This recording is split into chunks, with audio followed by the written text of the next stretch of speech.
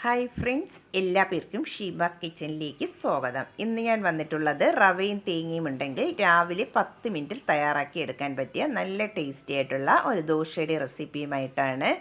ഏത് കറിയുടെ കൂടെ വേണമെങ്കിലും നമുക്കിത് കഴിക്കാവുന്നതാണ്. നല്ല ടേസ്റ്റും സോഫ്റ്റുമാണ്. എല്ലാവരും ഒന്ന് ട്രൈ ചെയ്ത് നോക്കണം. എന്നിട്ട് ഫീഡ്ബാക്ക് അറിയിക്കാൻ മറക്കരുതേ.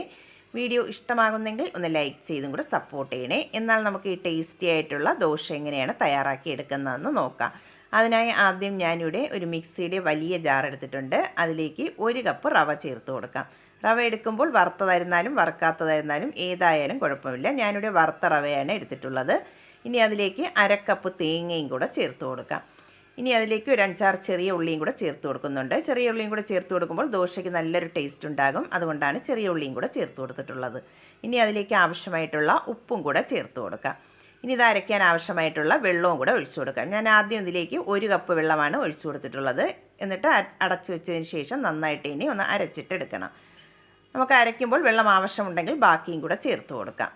ഞാനിപ്പോൾ അരച്ചെടുത്തിട്ടുണ്ട്. അരച്ചെടുത്തപ്പോൾ ഒരു 1/4 കപ്പ് വെള്ളവും കൂടെ ചേർത്ത് കൊടുത്തിട്ടുണ്ടായിരുന്നു. 1/4 കപ്പ് വെള്ളം ഒഴിച്ചാണ് അരച്ചെടുത്തിട്ടുള്ളത്. നമുക്കിനി ഇതൊരു ബൗളിലേക്ക് ഒഴിച്ചു കൊടുക്കാം.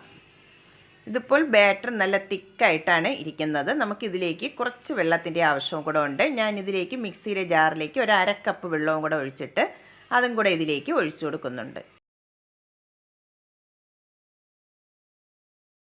വെള്ളവും കൂടെ ഒഴിച്ചതിന് ശേഷം നമുക്ക് നന്നായിട്ട് ഇനി ഇതൊന്ന് മിക്സ് ചെയ്തിട്ട് എടുക്കണം. ടോട്ടൽ ഞാൻ ഇതിലേക്ക് ചേർത്ത് കൊടുത്തിട്ടുള്ളത് 1/4 കപ്പ് വെള്ളമാണ്. ഒരുപാടങ്ങ് ബാറ്റർ തിക്കാകാനും പാടില്ല, ഒരുപാട് ലൂസാകാൻ പാടില്ല. ഈ കൺസിസ്റ്റൻസിയിൽ വേണം ബാറ്റർ ഒന്ന് റെഡിയാക്കി എടുക്കാനായിട്ട്. ഞാനിവിടെ ബാറ്റർ ഒന്ന് റെഡിയാക്കി എടുത്തിട്ടുണ്ട്. ഇനി നമുക്ക് ഉടനെ തന്നെ ദോശ റെഡിയാക്കി എടുക്കാവുന്നതാണ്.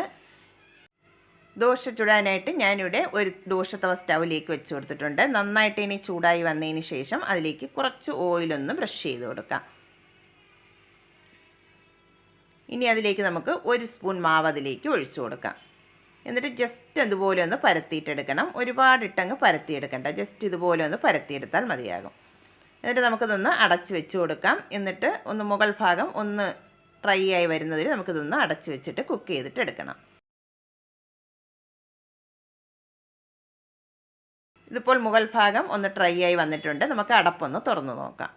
ഇനി അതിൻ്റെ മുകളിലായിട്ട് കുറച്ച് ഓയിലോ നെയ്യോ ഒന്ന് ബ്രഷ് ചെയ്ത് കൊടുക്കണം. ഞാനിവിടെ കുറച്ച് ഓയിലൊന്ന് ബ്രഷ് ചെയ്ത് കൊടുക്കുന്നുണ്ട്. ഒന്നും ബ്രഷ് ചെയ്ത് കൊടുത്തില്ലെങ്കിലും കുഴപ്പമില്ല, ഇതുപോലെ വേണമെങ്കിലും റെഡിയാക്കി എടുക്കാവുന്നതാണ്.